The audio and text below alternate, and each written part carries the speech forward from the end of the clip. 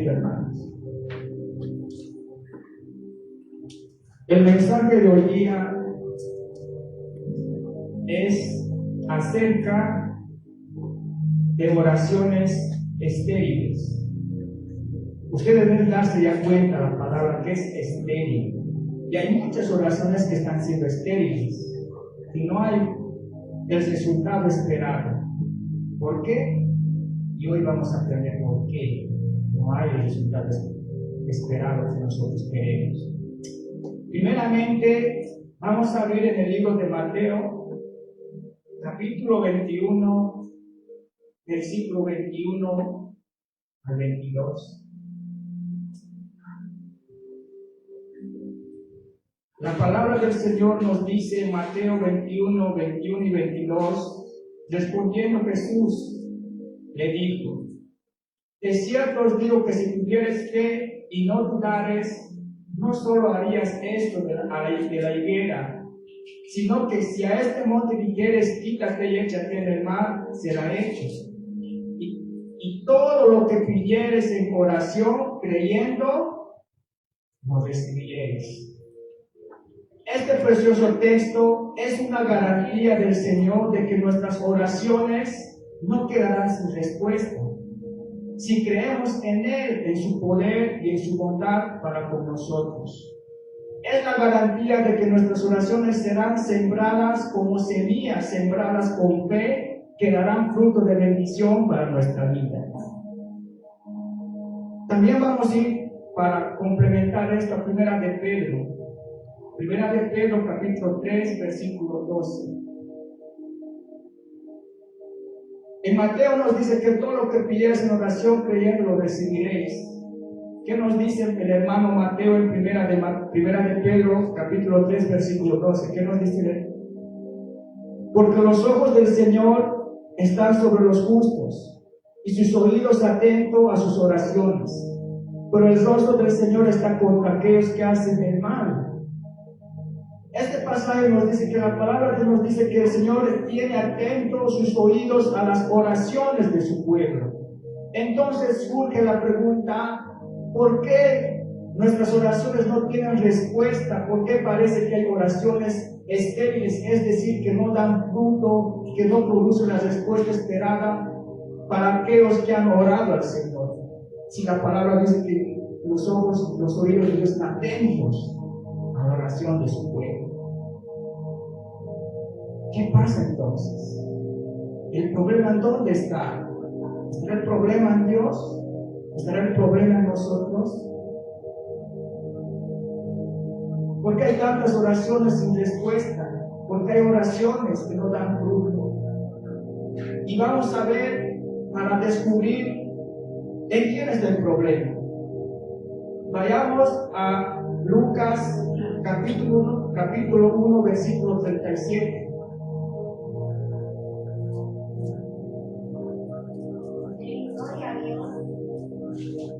Dice así la palabra del Señor: porque nada hay imposible para Dios, pues para Él todo es posible. Ahí nos estamos dando cuenta que el problema no está en Dios. Para Él dice que todo lo es posible. Segundo, vayamos a Isaías capítulo 55, versículo 11.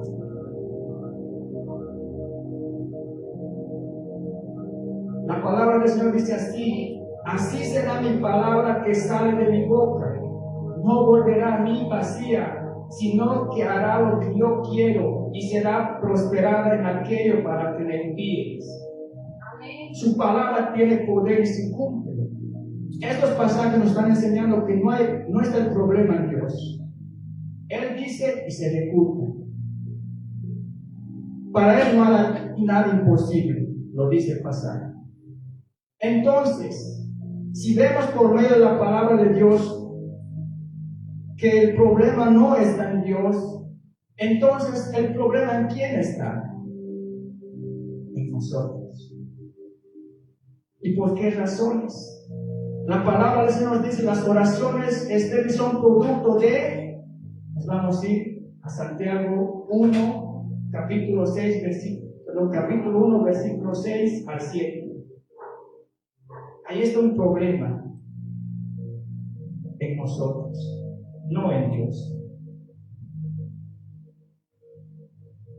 Dice así: pero pida con fe, no dudando nada, porque el que duda es semejante a la onda del mar, que es arrastrada por el viento y echada de una parte a otra. No piense pues quien tal haga esto, que recibirá cosa alguna del Señor. Ahí está. Aquí que notan. ¿Cuál es el problema de nosotros? ¿Por qué nuestras oraciones no tienen respuesta? La duda en nuestro corazón. Ahí dice: no piense pues quien tal haga, que recibirá cosa alguna del Señor.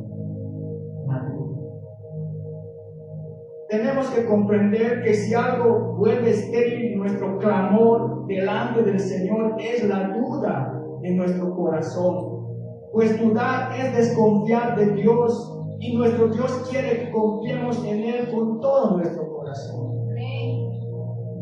La duda es algo totalmente contrario a la fe, pues la duda demuestra que en nuestro corazón hay incertidumbre. La incertidumbre es la falta de seguridad, la falta de confianza sobre lo que ocurrirá en el futuro.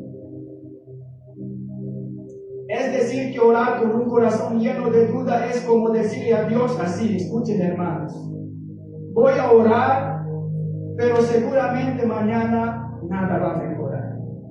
Así es. Cuando hacemos una oración con duda es como decir: voy a orar, pero seguramente nada va a mejorar mañana. Seguramente no recibiré lo que estoy pidiendo. Así.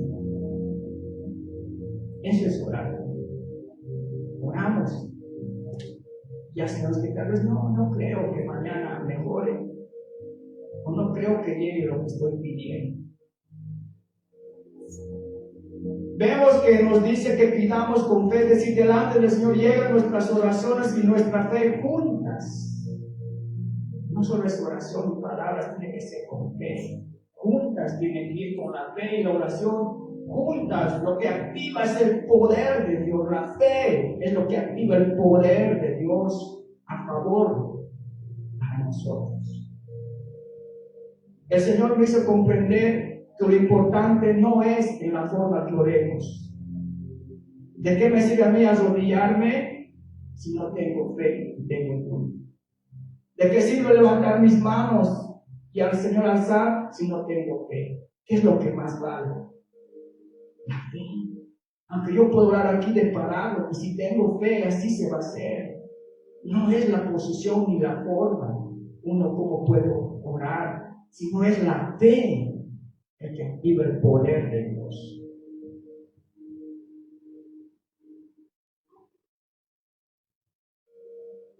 Pero si junto con nuestras oraciones lo que llega delante del Señor es la duda, entonces esas oraciones, ¿qué va a producir?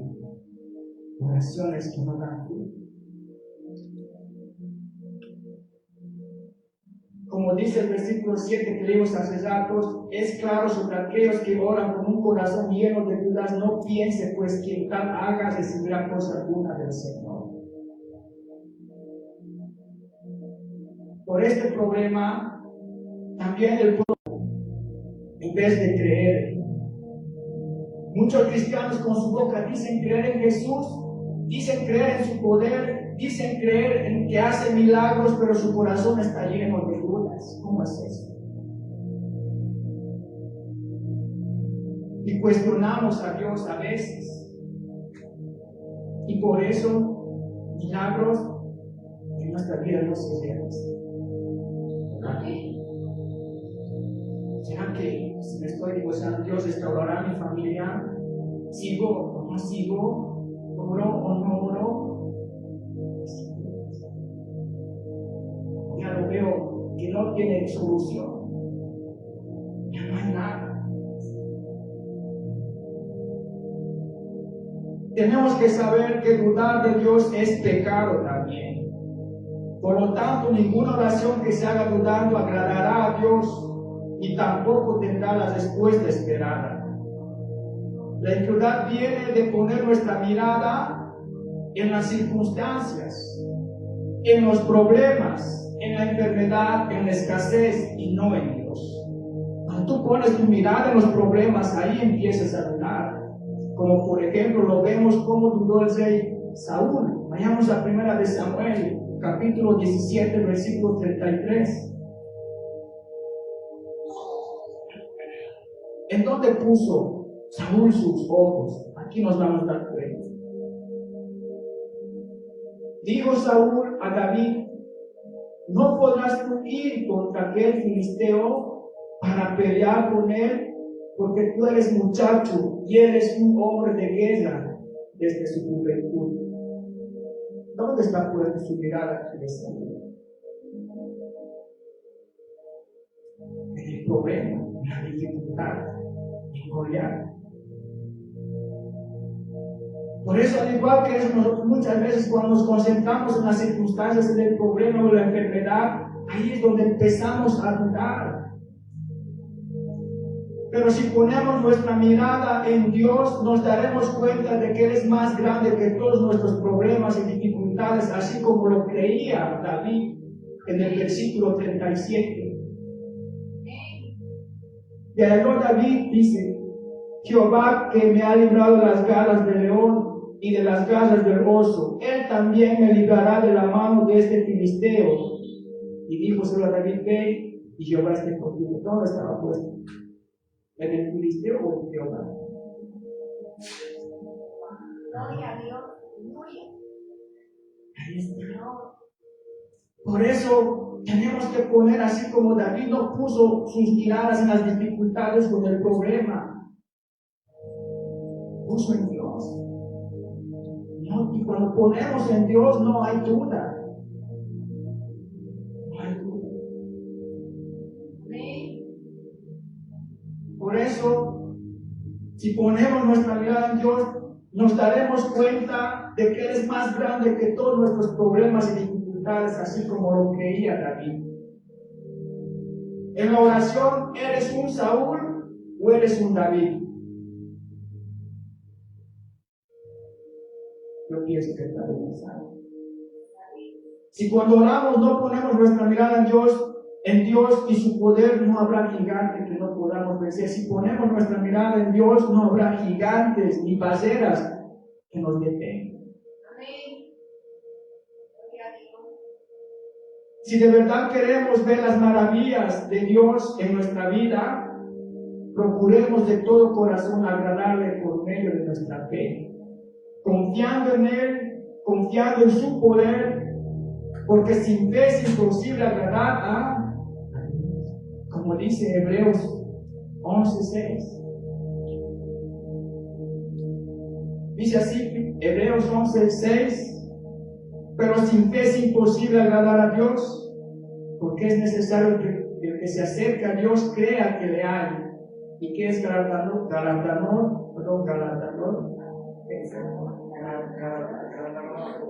Hermanos, van a disculpar, no tengo respetación. No ver, trabalero ya se contagiaron. Los hermanos ya han entendido, ahí dice la palabra de Dios. Entonces, eso es lo que los que le gustan, hermano. Por eso a veces tus oraciones no tienen respuestas, porque hay dudas en tu corazón. Y ese es un obstáculo. ¿Qué tienes que hacer? Como este hombre que hizo. Marcos capítulo 9, versículo 23 al 24. Dice el 23: Jesús le dijo: si puedes creer, al que le cree todo le es posible. Y ¿qué dice? Inmediatamente el padre del muchacho clamó y dijo: creo, ayuda a mi incredulidad. ¿Qué tienes que hacer si tienes dudas? Decir: ayúdame, Señor, en mi incredulidad. Ponme fe. Si nos cuesta creer, si reconocemos nuestra incredulidad, confesémoslos al Señor y pidamos a Él que nos ayude a vencer nuestras dudas y que podamos creer de todo corazón como este hombre dijo. Ayúdame, Señor. Si tengo dudas, pero ayúdame en que me paz. Amén. Segundo obstáculo. Tal vez tú dices, yo tengo la fe, no dudo, pero tal vez hay otro factor por el cual no está llegando. Lo vamos a ver en este pasaje. Vayamos a Isaías, capítulo 59, versículo 1 al 2.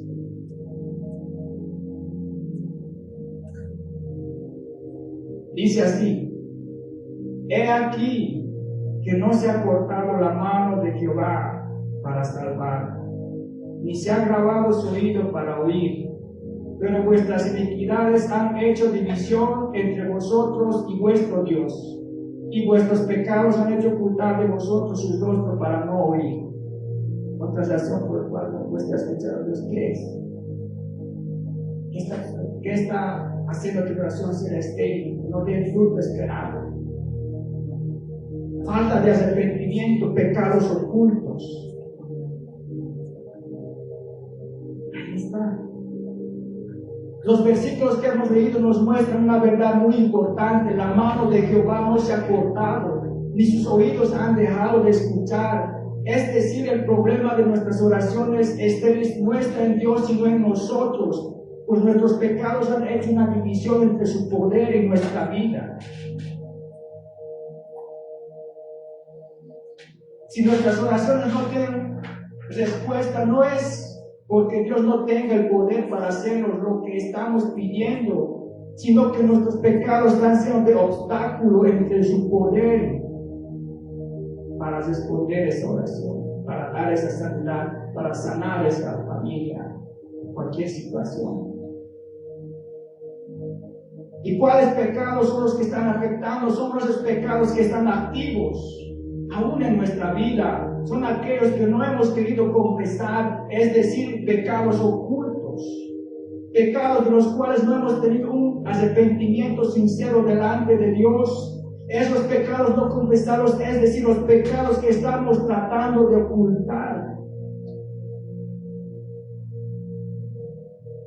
son los que están sirviendo de estorbo y se hacen que nuestras oraciones no tengan respuestas de parte de Dios por esas razones.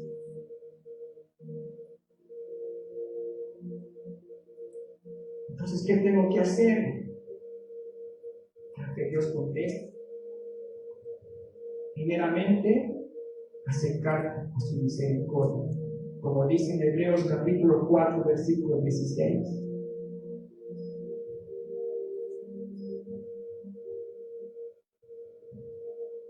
Acerquémonos, pues, confiadamente al trono de la gracia, para alcanzar misericordia y hallar gracia para el oportuno socorro.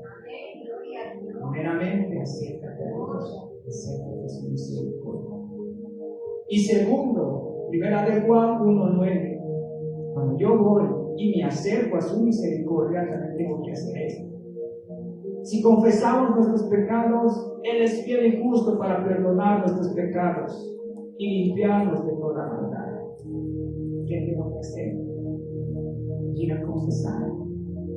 Señor, tengo esto, he ocultado esto. Ahora me doy cuenta que esto era la razón por la cual no me oías. Perdóname. Ahí que dice. Suceden dos cosas. Él te perdona y te limpia. Ahí está la solución. Si hay pecados ocultos, acércate a Dios y confiesa tu pecado. Otra razón, tal vez otros dicen, sí, he confesado a Dios, no he dejado el pecado, Dios no me responde. Otro factor puede ser esto. Vayamos a primera de Pedro, capítulo 3, versículo 7.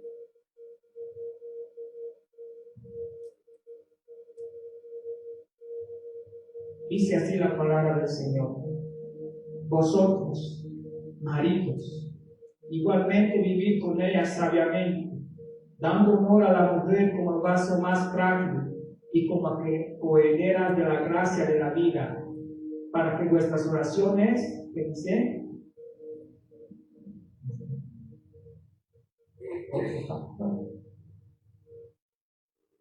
Oraciones, este es un producto del maltrato en la familia.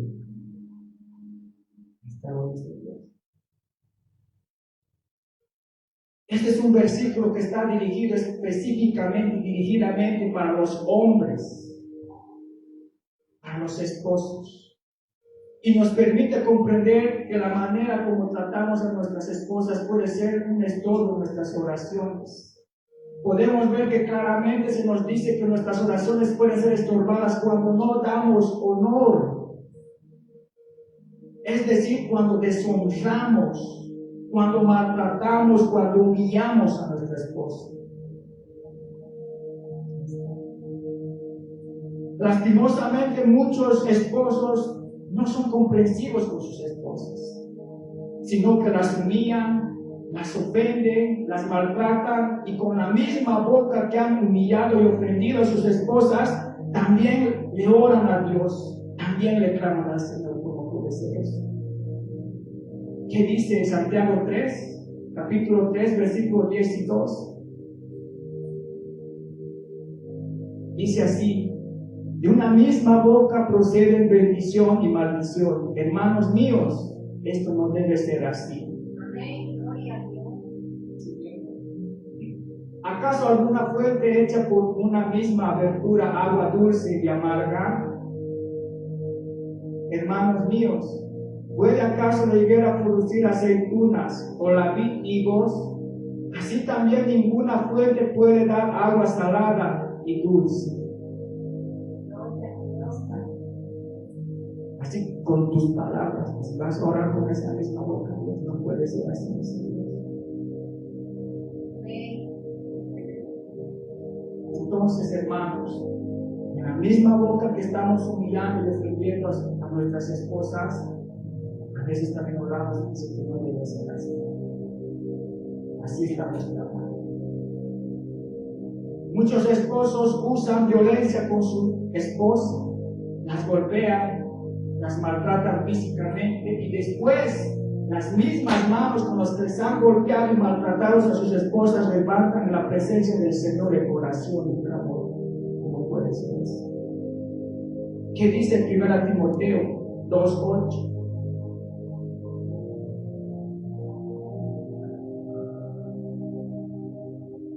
Y dice el hermano Timoteo: quiero pues que los hombres oren en todo lugar levantando manos que santas, sin ira ni cólera.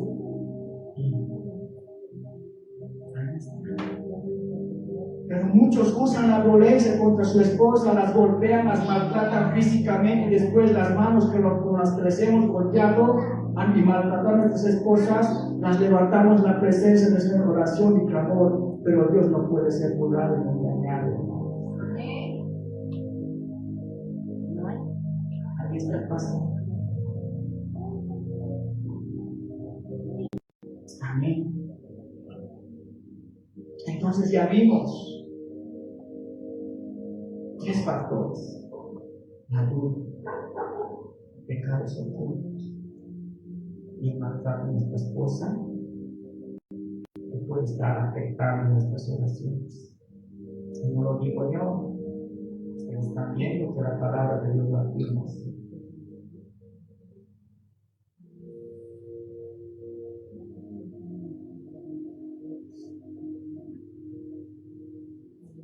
Otro obstáculo. Vayamos a Lucas, capítulo 18, versículo 1.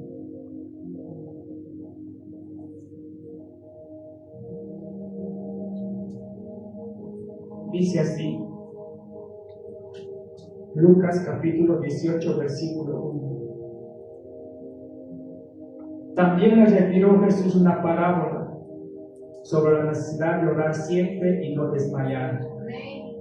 Siguiente, diciendo: había en una ciudad un juez que ni temía a Dios ni respetaba al hombre. Había también en aquella ciudad una viuda, la cual venía a él diciendo: hazme justicia de mi adversario.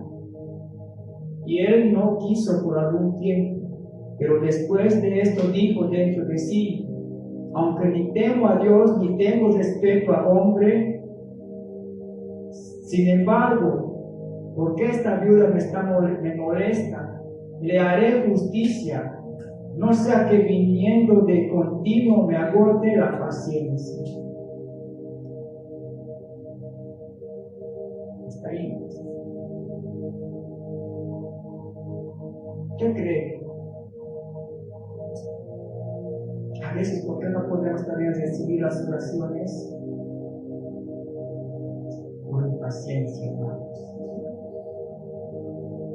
En esta parábola nos enseña y nos dice que debemos orar en todo tiempo. Así como sabía, en todo tiempo le molestaba, le pedía, así como tú pides y no se ha cansado. Así también tienes que seguir pidiendo, teniendo paciencia. Por eso esta parábola nos enseña o nos dice que debemos orar en todo tiempo. La oración debe ser firme, sin desmayar, como lo vemos en este pasaje. El juez injusto que nos invita a clamar en la oración día y noche. La oración es la llave para poder acceder a las maravillas de Dios, para hacer posible lo imposible.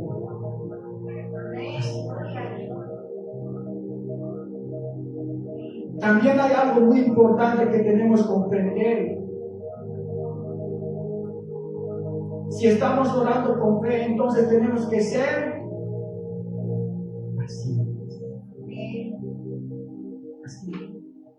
pacientes y no desmayar. ¿Qué pasa si la vida no ve si se le ha hecho justicia o no? Se ve cansado, dice: tanto que le digo, no llega, le sigo diciendo, no me hace justicia, entonces lo dejaré. Y eso te digo, su justicia. Ahora lo mismo ustedes, si siguen orando, no se desmayen, sigan firmes, porque va a llegar. Por eso también hay algo muy importante, como dijimos, tenemos que ser pacientes y no desmayar. Pues la causa por la cual muchos de nosotros dejamos de orar y no esperamos una respuesta de Dios es por nuestra impaciencia. ¿Y qué es la impaciencia? Es intranquilidad producida por algo que molesta o que no te acaba de llegar. ¿Alguna vez les ha pasado algo? Que se han puesto impaciencia porque tenían que esperar a alguien y no llegaba tan bien y no llegaba y me vuelvo pequeño, me vuelvo las cosas. Tal vez ha llegado cuando estás aquí, pero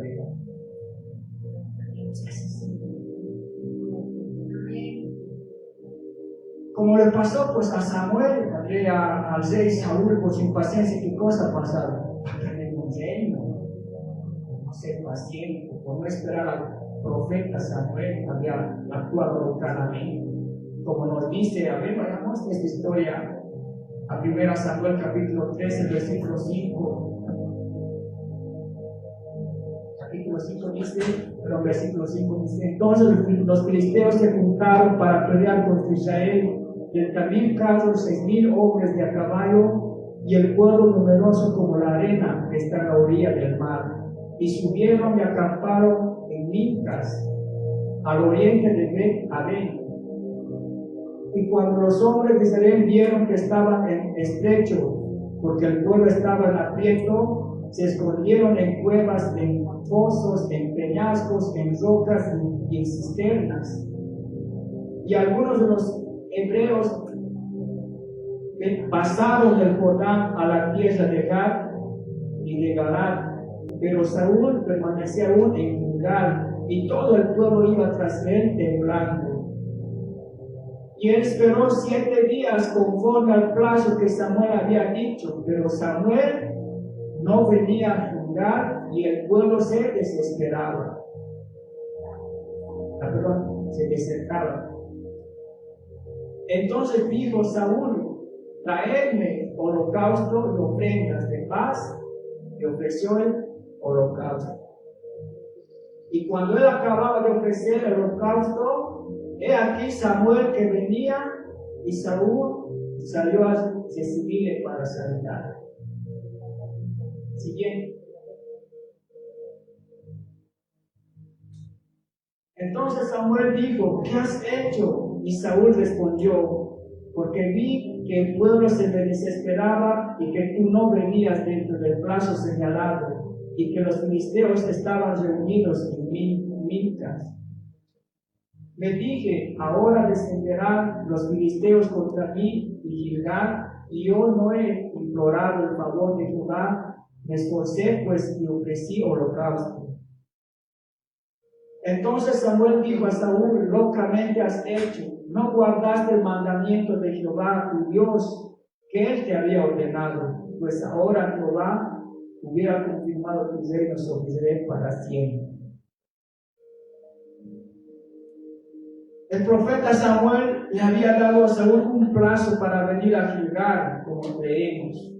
Cuando llegó el séptimo día y la situación se puso más difícil, cuando se sintieron más en apuros, Saúl desconfió de Samuel, dudó que no llegaría a tiempo. Y hizo ¿qué cosa? Holocausto él mismo, porque creyó que Samuel no vendría. Pero Samuel sí llegó a tiempo. Y las locuras, o sea, cometer locuras, ningún hombre podía ofrecer el holocausto, solo los sacerdotes. Pero él ha actuado alocadamente, él ha ido a ofrecer ese holocausto. Y por esa razón, Dios le ha quitado. Porque no ha tenido paciencia. Entonces, por eso el holocausto tenía que ser ofrecido por un sacerdote. Por eso, aunque Saúl fue el rey, cometió muchos errores, cometió muchas locuras por su impaciencia. ¿Cuántas cosas nosotros también hemos hecho por impaciencia? Han cometido locuras tal vez por impaciencia. Tal vez vendiste tu terreno, has actuado claramente, algo ha pasado, regresando luego, te has arrepentido. No debería haber vendido tu terreno. O tal vez empeñaste tus cosas. A veces alocadamente ya hemos perdido muchas cosas. O tal vez hemos ido donde el brujo. Bueno, Dios no llega, no obra, no hay sanidad. Entonces, vamos al brujo. Eso es actuar alocadamente. Por no tener paciencia.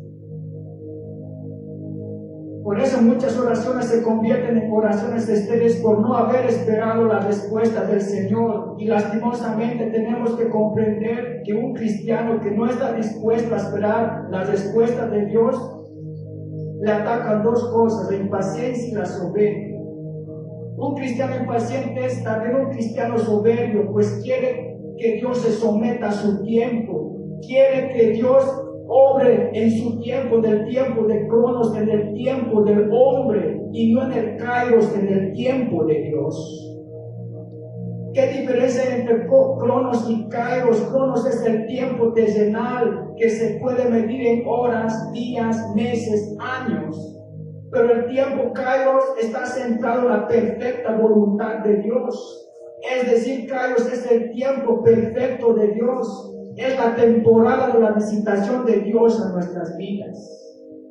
Ese tiempo tienes que esperar. El tiempo Kairos. Y nosotros los seres humanos no conocemos el tiempo de Dios. Solo nos queda esperar. Porque no conocemos el tiempo del cual Dios va a actuar. Porque no es un tiempo terrenal, es un tiempo celestial. Por eso tienen que ser pacientes. Lo único que tenemos que hacer es ser pacientes. Y nuestra oración tiene que ir acompañada, como dijimos, con fe. Y si somos pacientes, así nos va a pasar como el rey David, no como el rey Saúl, que dice Salmos capítulo 40, versículo 1.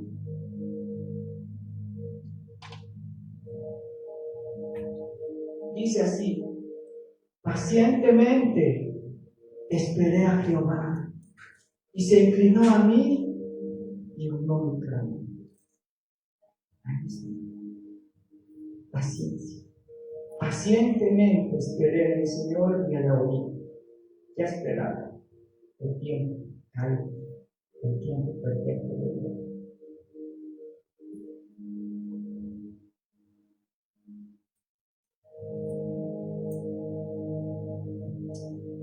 Por último, hermanos, para terminar, también hay otra razón por el cual también nuestras oraciones no pueden ser contestadas. Vayamos a Proverbios capítulo 21, versículo 13.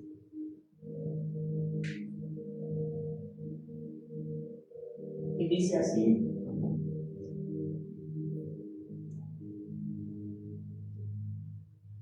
versículo 13. El que cierra su oído al clamor del pobre, también él clamará. ¿Y qué? Otra razón. Otro obstáculo que puede interferir mi oración es ser duros de corazón hacia la necesidad de nuestro prójimo. Ahí está diciendo: el que cierra su oído al clamor del pobre, también él clamará y no será oído. Ahí está. Cuando oramos, pedimos a Dios su ayuda, pedimos a Dios su sanidad, pedimos a Dios su provisión, pero hemos sido nosotros dadivosos. Nosotros queremos que Dios abra su corazón de bendición para nuestra vida, pero muchos de nosotros tenemos un corazón cerrado, un corazón endurecido al clamor del pobre o al que necesita. Y tenemos que comprender que el pobre no solamente es la persona indigente que va por las calles. El pobre puede ser alguien de nuestra propia familia, alguien que en tiempo de escasez y necesidad nos ha buscado para solicitar nuestra ayuda, pero muchas veces se le hemos negado, y aún teniendo la capacidad de ayudar. Nuestro Dios ha dejado establecidas leyes espirituales, y Él mismo no puede ir en contra de esas leyes espirituales que ha establecido. Y una de esas leyes es la ley de la siembra y la cosecha, como dice Gálatas 6, versículo 7. No os engañéis, Dios no puede ser burlado, pues todo lo que el hombre sembrare, eso también segará. Si tú eres duro con algo, es lo mismo que vas a cosechar de parte de Dios. Dios no puede ser burlado. Entonces eso significa que nosotros vamos a recibir el mismo trato que le dimos a nuestro prójimo en la necesidad. Así es. Por eso la ley de la siembra y la cosecha. Cuando tú te abstengas de ayudar, lo mismo Dios te va a abstener de ayudar o de contestar tu oración. Por eso tenemos que comprender que una de las maneras por medio de las cuales el Señor quiere que le sirvamos es compartiendo nuestras bendiciones con los pobres. Tenemos que comprender la diferencia entre mirar la necesidad de alguien a escuchar que alguien pide ayuda. Es alguien que clama por ayuda y no queramos escuchar. Así nosotros, que nuestro Dios, así como Dios quiere que Él tiene oídos para nosotros, así también nosotros dice que tengamos oído y atentos a las necesidades de las personas. Y para terminar, no quiero alargar más el tema, hermano. Yo sé que ya no me entienden. Sé que ya no entienden. Pero voy a terminar con este proverbio más, que dice así. Proverbios 19, versículo 17.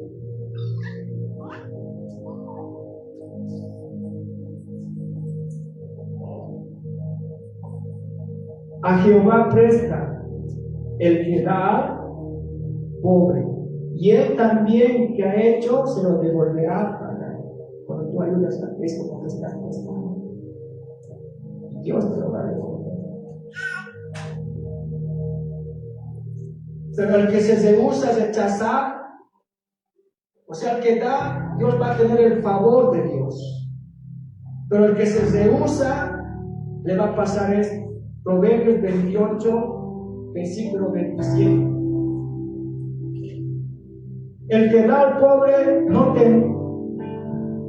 Proverbios capítulo 28, versículo 27. El que da al pobre no tendrá pobreza, mas el que aparta sus ojos tendrá muchas maldiciones, dificultades. Por eso a veces Dios no nos contesta, hermanos. El que ayuda a los pobres siempre tendrá lo necesario, y el que se niega a ayudarlos pasará muchas dificultades. Esta es la enseñanza de hoy. Ahora es tiempo de aplicarlo para que tus oraciones den fruto. A veces no han sido los factores por los cuales Dios no ha escuchado sus oraciones. Ustedes ya saben ahora. Ahora les corresponde a ustedes decidir. Yo he cumplido, les he enseñado, les he hablado de Dios. Ahora está en tu decisión de obedecer o no obedecer. Amén, hermanos.